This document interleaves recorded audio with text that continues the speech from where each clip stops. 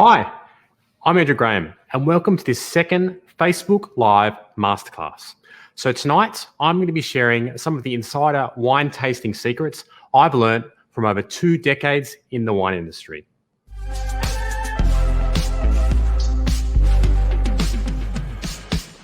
Now, a little quick housekeeping for tonight. We've got a couple of extra very special things that are happening for this tonight. So I'm going to go through it very quickly. Now, first of all, please make sure you stay to the end because we've got something very special. It'll be good, I promise. Also, please comment, like, emojis, everything. Please send through all the questions you possibly can. Remember, there's no stupid questions, just really dumb answers from me. In fact, if you go and ask some questions today, you'll go in the draw for a $50 voucher to spend at any time during the biggest week in wine. Now, firstly, a little bit about me.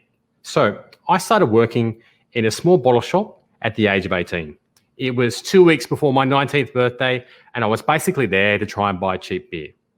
Flash forward to now 21 years, and wine has taken me all around the world. I have made some really bad wines. I went back to university and studied wine and viticulture. I've judged at wine shows all around the world. I have a great job.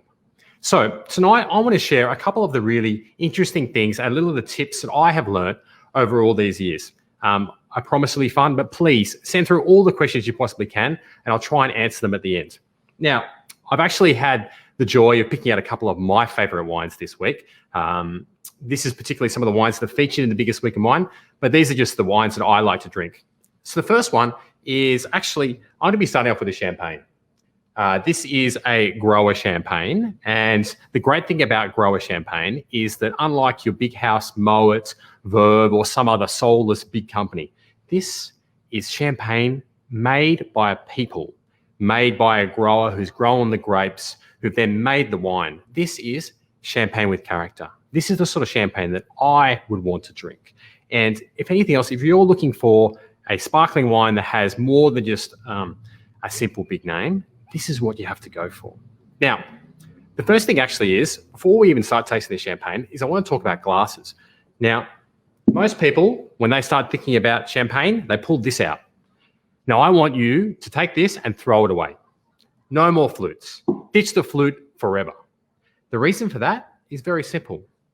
The flute is great for staring at. We can all sit here and watch the bubbles go up and down the glass, but actually for tasting wine out of it, it's useless. You tend to lose all those amazing aromatics that come out the top of the glass, and you end up losing so much of the character of the sparkling wine. Personally, I know it's controversial, just get a really big glass. Drink everything out of a big glass, and you'll find you enjoy it more. Sure, you can spend a lot of money in getting an individual glass for every different variety and make Mr. Riddell very happy, but you don't need to. Buy one really good, nice large glass, and you'll be ready to go. And use this to make Bellinis. Next, so this is actually something really interesting that I never knew. So when you look at the top of a champagne bottle, you can't really see very closely. I might actually, hold on. Here we go. Can you see this? So this is the agripar here. The top here, you can see the cage up the top here. This is the wire cage. This is called a muselet. Now, the funny thing about the muselet is that no matter where you go, no matter what sort of style of sparkling wine, it's always exactly 3 full turns or 6 half turns of the top here. I'm sure we can try and count here. 2, 3, 4, 5, 6. Whoop, add a bit. The reason for that is that every single time they basically have standardized. There's only a couple of companies in the world that actually make muselet. So every single sparkling wine that's up this point, you get this bottle, always the same. So next, if you want to look like a pro when you're opening a sparkling wine, whether it be champagne, whether it be cava or prosecco or anything, the way to do it is instead most people, and you can do it the fun way by just popping the cork and then spraying everyone like it's an F1 race. But what you want to do instead is hold the cork and twist the bottle. The reason for that is that you can actually help to control a little bit better. And it means that you'll end up ideally opening it with no sound. And this is always get away from me, and it'll probably make a lot of sound. But ideally, you want as little pop as possible to try and control the fizz.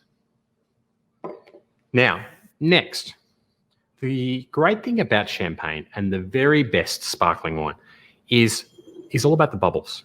So good bottle fermented sparkling wine like this, when we look at it and pour it into a nice big glass here, you can see, and you probably can't see it very well on the camera here, all about a very fine bead. So the bubbles here we call the bead. A really fine bead is usually an indication of a really high quality sparkling. I mean, we're talking more here about a traditional bottle fermented sparkling, and it has really fine bubbles. If you, by comparison, if you have a Prosecco, which is made in a big tank, you find you got big, broad bubbles. And really, the character of a great champagne or a great sparkling wine is all about the quality of those bubbles. So next time you're actually out there tasting sparkling wine, I want you to sit there and look at the bubbles. Are they small? Are they fine? Do they feel really good? Next. So it's something that most people don't think about, and actually we'll touch on it a little bit further along as we go along here. But temperature plays a really big part. For something like champagne and for sparkling wines, you really want to try and drink it really quite cool. The reason for that is you really want to have this as freshness. This sort of style of sparkling is all about an aperitif. So you have it before a meal. I mean, actually, that's not quite true. This sort of style of agrippa, an amazing Grand Cru extra brut champagne, instead has a bit more body and vibrancy. So you can drink it whenever you like. But most of the time, the sparkling wines we drink, they're an aperitif. So you drink it when you're standing up on a yacht celebrating. Instead, for something like this, you are talking about freshness and vitality. So we want to try and keep it nice and cool. By comparison, a lot of the time in Australia, we tend to drink our white wine and our red wine way too warm. Our white wines actually we drink too cold. We pull them out of the fridge and we're like, this is going to be amazing. It's 4 degrees, icicles on the outside, great. Red wines instead, it's 30 degrees outside. We instead just leave them on the windowsill and think, it'll be great. It's not great. Temperature matters. This sparkling wine, you want to have it nice and cool. We're talking about under 10 degrees. That's the absolute ideal. Now, before I start to go on anything else, I want to think a little bit more about color. Now, we'll talk when we go a little bit further along about some of the other wines in color here. But with this sort of style of champagne, which has actually spent quite a long time on its yeast lees, so on its dead yeast cells, you find it's got a little bit more color to it. You probably can't see very well here, but it's just a little bit more yellow than you would sometimes see in a sparkling wine. That's more an indication that it has spent a little bit more time aging and has a bit more complexity to it. You can tell a lot about a wine by the color. That's actually a great way for me to move on to the very next wine, actually. So I'm going to put this away. Let me have a quick try before we do anything. Good. Delicious. Now, next. So the next one we have here is a Tyrrell's Aged Semion. Now, this is a white wine that has been called Australia's gift to the wine world. And I love that description. It's so evocative. It really describes what is one of the most unique white wines in the world that we can call our own. Now, what's really interesting about this sort of style is that it's released as an aged wine. So this is a 2015. What that means is most of the time we get used to white wines and they're served young, fresh, simple. With this aged Semion, instead, by having that extra time, it, just like the champagne, it just gains extra levels of complexity. It ends up turning what is a very simple, crisp wine into something that has a whole different personality altogether. Now, the great thing about Semion, I tend to find, is that for something like this, it will live forever. This 2015, if you let it, I can almost guarantee you, particularly with a screw cap, it will live for 30 years. Like, no joke, 30 years without even trying.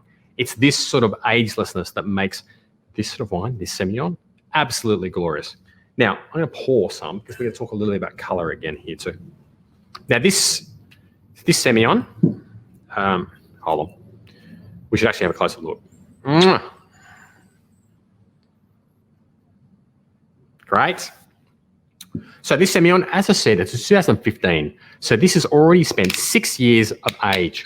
What we'll notice then is just a little bit more color is picked up. Do you know what though? It's not much. It still looks pretty green. And that's just indication of the fact that this really will live forever. So The next thing I want to talk about actually is the swirl. Now, I know that it looks a bit stupid and you can feel like an idiot doing it, but there's a good reason why we do a swirl. We do a swirl like this because what we're actually doing is trying to introduce a little bit more oxygen into our wine.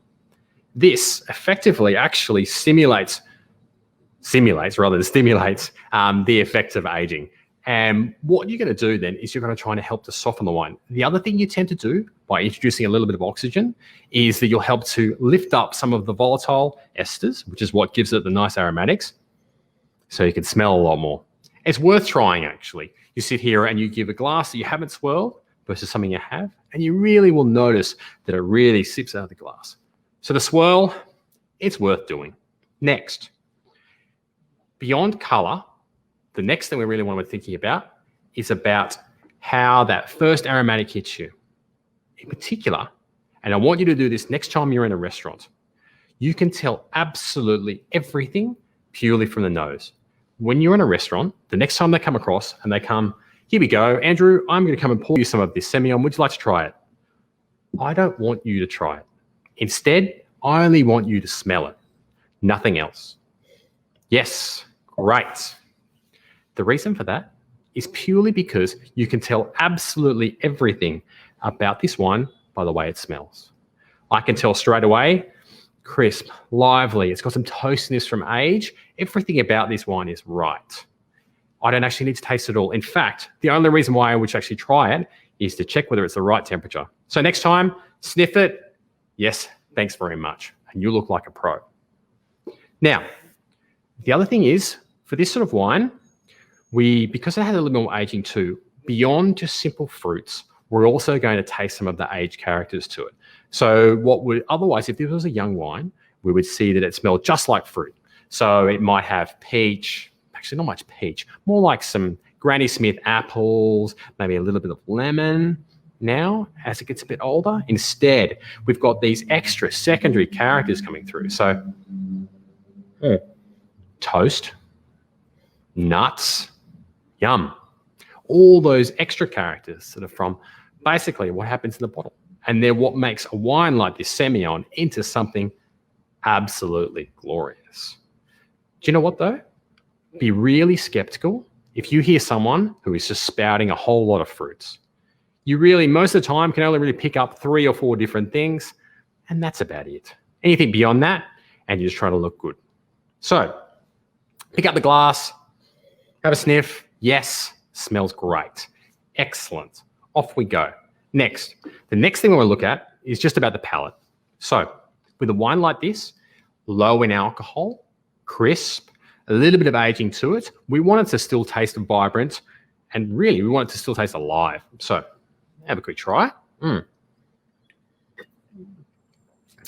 Delicious. Now, I skipped a step there, a really important step when we're tasting wine. And it is this. So I've done the swirl, a sniff. Next thing is, when I actually taste some of that wine, I want to swirl it around in my mouth a little bit. And basically, and this sounds a bit weird, I know, it's slightly odd at first, but you'll get used to it. Try and suck a little bit of air in between your teeth. What that helps to do is, just like with our swirl, where we're introducing a little bit of oxygen into the glass, it's the same deal. You're actually getting a little bit more oxygen into your mouth. And basically because our palate is all actually about our olfactories, by introducing a bit more oxygen, you smell more things and you actually end up tasting more things. So swirl, sniff, a little bit of oxygen in, that'll be delicious. Delicious. Right. Next. Now, the next wine, and this is a really unusual wine that I really want to talk about because it sort of represents the new world of Australia. A new world of Australia for quite an old producer. So this is the Yarra No. 3. It's a funny number, it's a funny name, I realise that. This is a really interesting wine in the context of the future of Australia. So for a long time, Australia has been known about Shiraz, about Chardonnay, about Semion, about Cabernet. We've been known for big, full-bodied, powerful, oaky reds. Australia is sunny, rich flavours. While this wine is it's still got some fruit to it, it's still got plenty of fruit to it. This instead is a much more medium-bodied, and if anything, it's quite a light wine by comparison. It is only 13% alcohol compared to a lot of the Australian Shiraz that you might see out there, which is more like 14.5% alcohol. This is not a beast at all. The other interesting thing about this wine is it's made from a group of Portuguese varieties. Now, the reason why these Portuguese varieties are actually really interesting is that in the face of climate change, these varieties which ripen a lot later and are much better suited to dry, hot, drought conditions, these Portuguese varieties, Tinta Rores, Tinta Cow, Touriga Nacional, are all ideally suited to the Australia in 20 years' time. Plus, they make a really delicious, beautiful red wine. So let's have a look. Actually, hold on. Let's have a quick look at the glass bottle. Hold on, I forgot a step. Mwah. Here we go. Right. Now,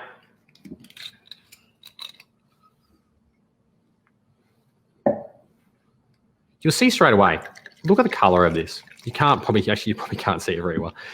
The color of this is like boysenberry. It's this purple red. And unlike a Shiraz, unlike a Cabernet, which is like this purple black, it's got this lovely ruby brightness to it. So straight away, I look at this and I'm like, look at that color. Look how bright that color is.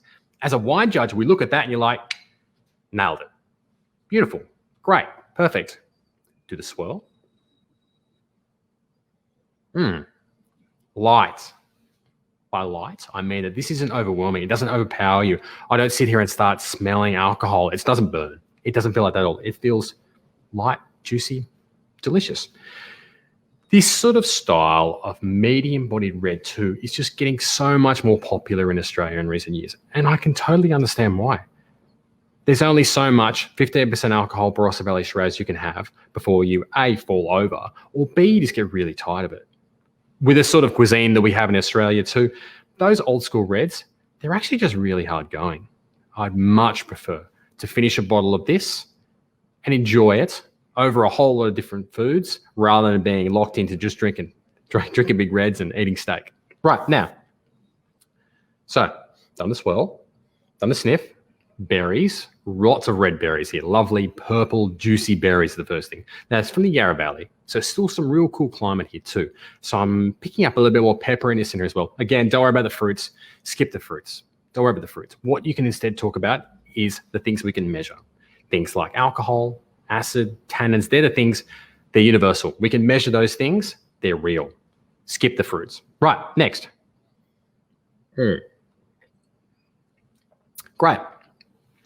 So this, medium-bodied, plenty of acidity, and also it's got tannins. So tannins are an amazing thing. Tannins are what gets picked up from grape skins and also can be picked up from the stems themselves. Tannins are what gives a backbone to a red wine. They can help a wine live for as long as you like. Great tannins are the mark of an exceptional red wine. This has very fine tannins and it helps to really bring out and give this wine a backbone. Now, the amazing thing about tannins actually is if you actually left your tea bag in the tea too long, then you've experienced exactly what tannins are. It's a dryness. It's this mouth puckering, mouth closing sort of sensation that you can get. Another interesting thing about tannins, you can pick up a lot of them from banana skins. I haven't really eaten a banana skin that often, but apparently there's lots of them in there. Now, this sort of style of red, light, medium-bodied, elegant, but don't be fooled.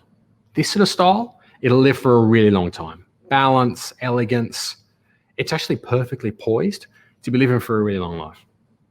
Now, finally, before we go on and start talking about some of the questions, a really important part about wine tasting, and that is the most important person and the most important thing about it is whether you like a wine. Never believe somebody if they tell you that you're wrong for liking a wine. So often I've heard people who are like, I like Moscato. People look down at me for liking Moscato. And I sort of say, Moscato is amazing. Moscato, when it's done well, is this delicious, vibrant, fruity wine. Wine is so subjective. There's so many variations out there. Instead, just pick out the wine you like. The greatest wine, it really is the wine you like. You want to go for something you like drinking. And that's what it's all about. All the subjectivity, all the different varieties. Let's just all enjoy a great glass of wine. Now, questions. Let's have a look at what we've got down here. Right. All right, I'm just going to go through here and read some of your questions here. Okay, well, we got lots of questions. These are great. All right. What is the size of the wine glass recommended? Big glass.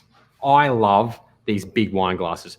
That said, it doesn't really matter. All you're really looking for, and you can probably see it really nicely here, is that we have a wide bowl and the neck tapers in. That helps you basically to try and channel those esters up the top there so you can smell it. It also helps to the swirl if you've got a nice wide bowl. This sort of shape, this basically like almost like a little tulip, is perfect. In fact, the modern non-terrible flutes are actually halfway between this and this, where they start here and they actually go wide out the top all the way there.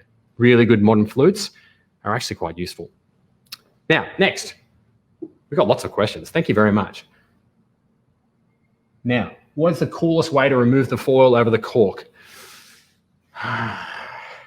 Well, the coolest way of all is instead of doing that, you just get a saber. You don't actually need to just do anything else. Just get the saber, champagne ideally, and just lop the whole top off. Now, that is easily the coolest way. Of course, it's just champagne, but you can do it with anything if you really want to. Get the saber, and you don't even need a saber, actually. Just get a really super sharp knife and lop the top off. Only problem is I've seen it too many times where people try and saber, and all they do is end up with glass and wine all over themselves. So maybe do it outside. Okay, next. Another person about glasses. If they're one type of glassware, actually, yes. This. One type of glassware, not too big. Of course, if you go really big, I always just want big glasses. This medium-sized glass, often they're called like a universal glass. Look for a universal glass. You'll find that's sort of universal white and universal red. Choose either. I personally would go universal red because they're a bit bigger. But the universal glass, go it. Well worth it. Next. All right, what else we got here?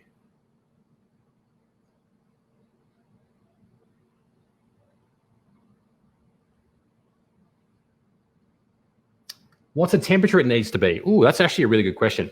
Okay, so there's a really good rule of thumb that you can have for all wines. Okay, and what we do is for white wines, I want you to take a white wine and subtract 2 of the alcohol. Now, this is pretty general and it's not hard and fast, but I want you to take 2 of whatever the alcohol percentage is. So this is an 11% Semion. So I want you to try and drink this at somewhere at about 8 or 9 degrees. When actually this slightly older Semion, I would recommend probably drinking it a little bit warmer because you'll taste a bit more. But that's not always a hard and fast rule. Now, by contrast, and again about temperature, this red, I want you to try and drink this at a French cellar temperature. Now, the French cellar temperature ideally is 18 degrees.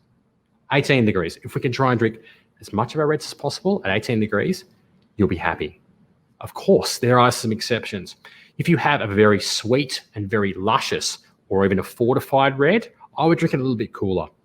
So a small little anecdote, I was in Porto, in Portugal, a few years ago, and I had a cojita, which is basically like a tawny vintage port. And it was served to me 2 glasses of exactly the same wine, one at 15 degrees and one at room temperature, which was probably about 21 degrees. At 15 degrees Celsius, it was perfect. And that was purely because of the extra alcohol and the extra sweetness that came through with this. It actually tastes so much better at that perfect 15 degrees. We have a question here from Angus Houston. Angus asks, tell us about the vintage. Now, vintages are both great and very important, and also sometimes for lots of wines, they don't really matter. There are certain wines out there where I would really say that because of the nature of the way they're made, vintage isn't really that important. In somewhere like the Yarra Valley, for example, however, where you might get some vintage variation, vintages are really important. So it can mean the difference between sometimes frost wiping out an entire year or a really hot year when they get some bushfires and everything tastes like smoke. You see that actually really important this last year in 2020, where New South Wales and parts of northern Victoria were really badly hit by bushfires, and the Adelaide Hills for that matter too. So there were whole vineyards, whole regions where they barely picked a grape. And that's purely because all the grapes got smoke affected. So in that sort of instance, Vintage is paramount. Vintage is so important. In places where it's a bit warmer and they're making quite simple reds or simple whites, it's not so important. Really, again, at the extremes of temperature, vintage is really important. Okay, next, we've got lots of questions here. I'm going to see how many I can get to before we start running out.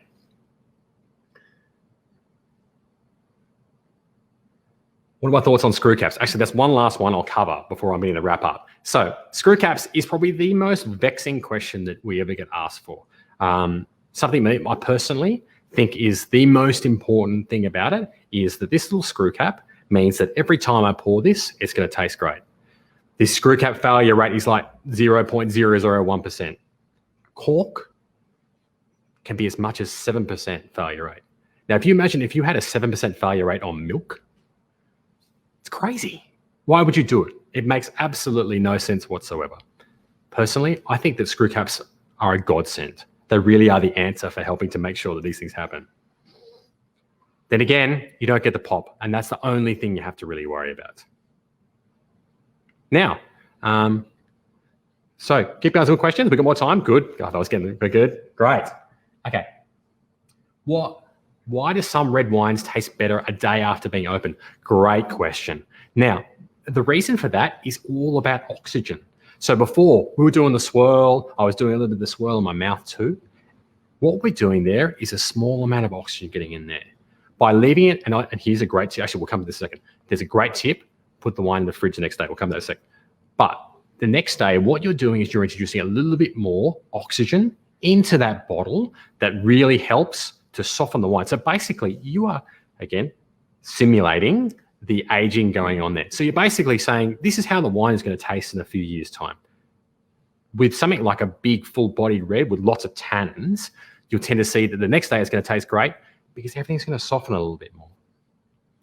Hot tip. This is a really good tip. Get yourself a half bottle, so a little 375ml bottle. So what you do, pour half your wine into the 370ml bottle and then leave the other one in the full bottle. And then try it side by side. Amazing differences. And that's all because you get this little bit of headspace in the top of the bottle here.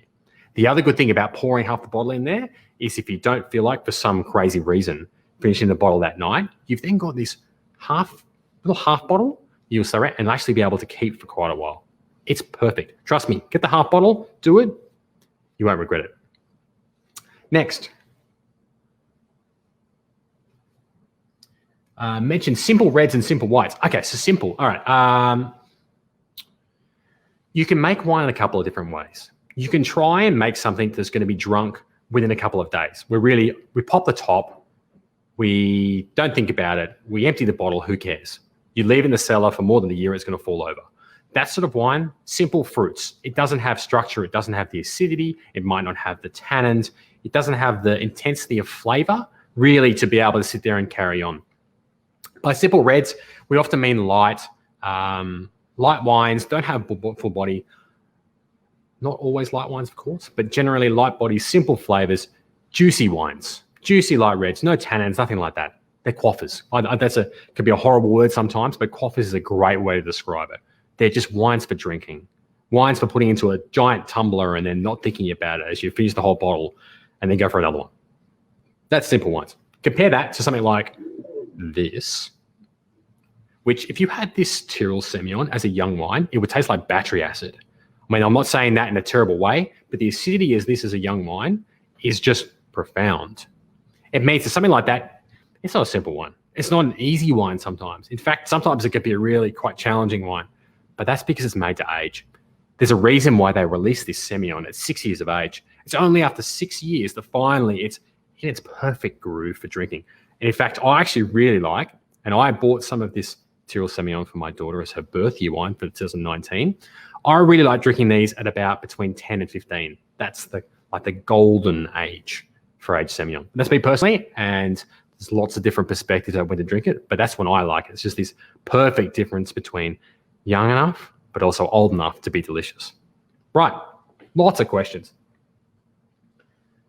Right, and which wines to decant? Great question, actually. So, funnily enough, there's a school of thought which says that you should decant champagne, and it's slightly controversial, because not everyone does it. They're like, what? Decanting champagne? Are you a crazy person?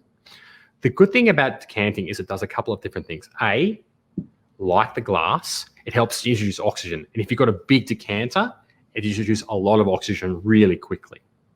The other good thing about decanting, and the classical reason why we decant, was all about the fact that as red wines age, they'll tend to drop some of its color out and form a sediment in the bottle.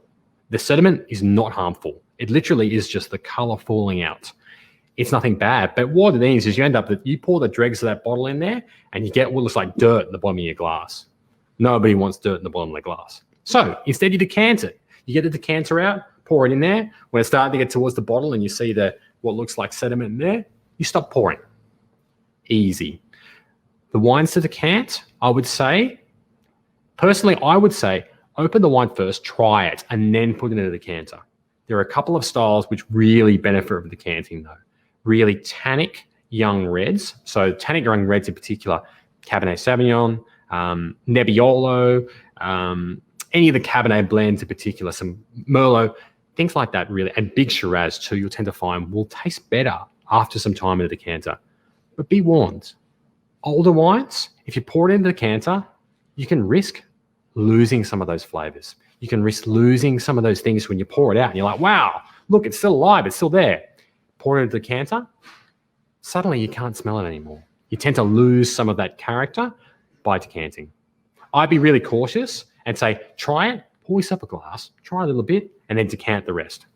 Easiest way. Right, next. When we see 2020 vintages released and the weather we've had in Australia, what are the varietals that should stand out? Now, really important. While I was talking about 2020 as being challenging in some parts, 2020 was also an absolutely amazing vintage in lots of other regions.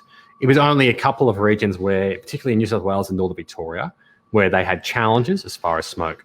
So saying for 2020, as far as a whole, is really hard because in WA, 2020 was actually really good. So it's so hard to generalize and say where was great in 2020. People do this all the time where we say 2020 was crap in Australia and you're like, 2020 is like Australia's a continent. It's not crap over the whole continent.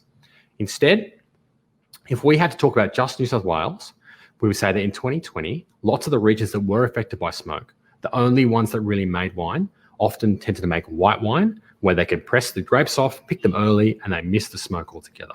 It's a challenge. You'll find some nice wines still out there. Otherwise, look, 2020s, a lot of the time, they're still sitting in barrels. We'll find out a lot more in the next couple of years just to really make a decision about how 2020 is looking. There's lots of promise, though. In every vintage, everywhere you go, it's easy to make a generalization and say it was a good vintage or bad. But all it takes is to walk into somewhere and realize the winemaker has basically dropped dead halfway through vintage, and you know the wines are going to be terrible no matter what happens. Vintage, grain of salt, don't generalize, although we, as wine writers, we always do that. Now, let's keep going.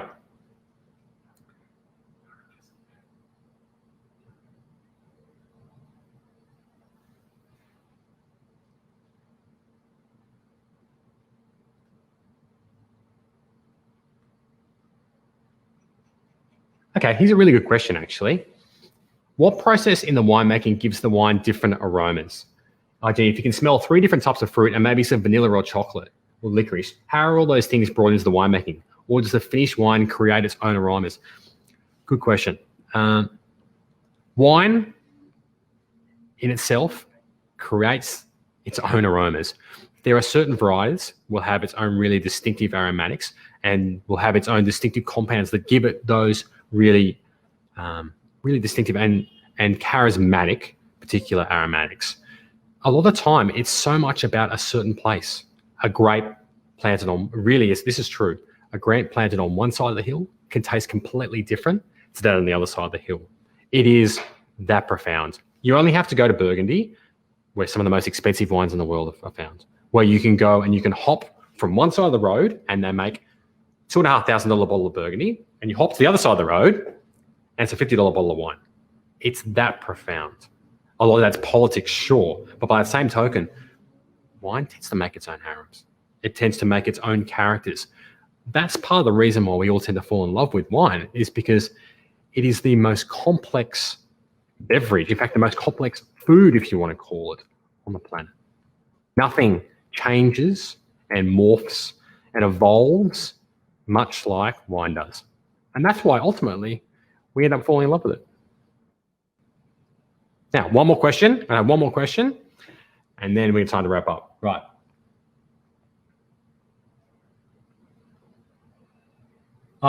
Some tips for storing wine at home if you don't have a wine fridge. This is also a great question. Really good question. I like this. So there are three things that you should watch out for with wine. There are three enemies of wine. Temperature variation. So you want to try and keep it as stable a temperature as possible, and ideally as cool as possible, not cold, cool. Again, we're talking about the European cellar here, but ideally a European cellar is about 13 or 14 degrees. If you can keep your wine perfectly at that temperature with minimal fluctuations, it's the ideal situation to help your wine live. Again, the enemy though is those fluctuations, and particularly with something with a cork. The cork can expand and contract in the bottle and let small amounts of air in. So suddenly your wine tends to go off. I hate to say it, but it goes off far quicker than it should. So stay away from temperature fluctuations. The other thing is light is bad, especially for light colored glass and light white wines. Light is bad. Try and keep it in as dark a spot as possible. Vibration is also bad too. You want to try and keep them away from excessive vibrations. Finally, another one, corks. If you have a cork sealed wine, I want you to lay it down or upside down. The reason for that is it helps to keep the cork moist and stops it from drying out. You ideally want to have reasonable humidity, not enough for it to get moldy, but enough to stop those corks again drying out in the best place possible. So if you're at home, find the coolest, darkest spot in your house. Usually it'll be like the bottom of a cupboard. Stay away from the oven, stay away from the kitchen. The bottom of the cupboard, and another good tip, styrofoam. I hate styrofoam, but it actually works really well to try and keep your wines cool. That's the quick way you can do it. There's some really cheap Aldi wine fridges out there too. Well worth the $50. Now, I think actually we're about it. Anything else? Okay, we're going to have one look through. We've got one more.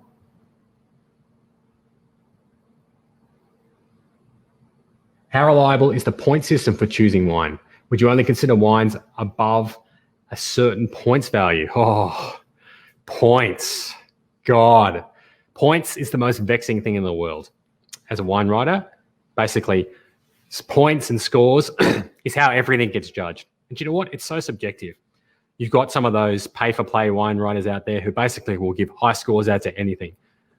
But the same token, I would be really cautious. More try and align yourself with what you think as far as a certain critic or a certain anyone has trying to score their wines, and then think about how you would approach it. Most of the time, scores don't mean too much. It's really hard to when you have a bunch of wines where they can be really different.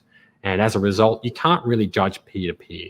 If we have a whole group of champagnes and we all sit there and we judge them together and one champagne is better than everything else and we give it a high score, suddenly it means a lot more.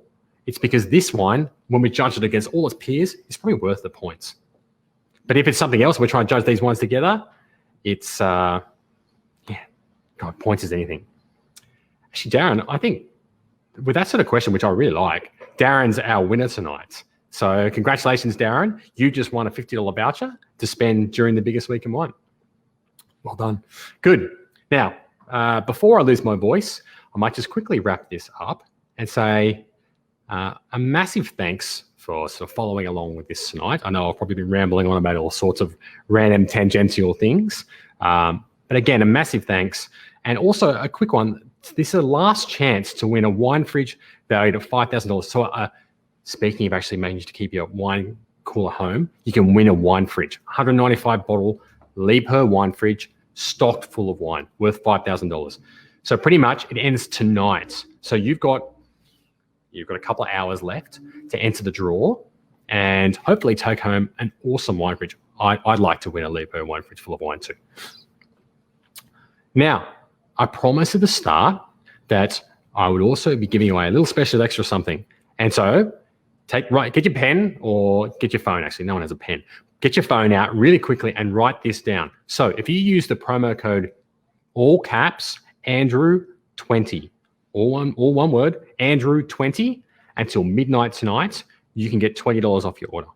Easy as that. So you get $20 off your order, and it's a great excuse that basically you get an entry into the draw to win the Leave Her Wine Fridge. Great. Now, before I sign off, a final one. On Tuesday, we're having a final live stream where Ryan is going to be talking to Alistair Purbrick of Talbilk, and they're going to be looking at some amazing old wines. Well worth tuning in at Tuesday at 6, and let's all learn about some aged wines. Otherwise, cheers. Have a great night.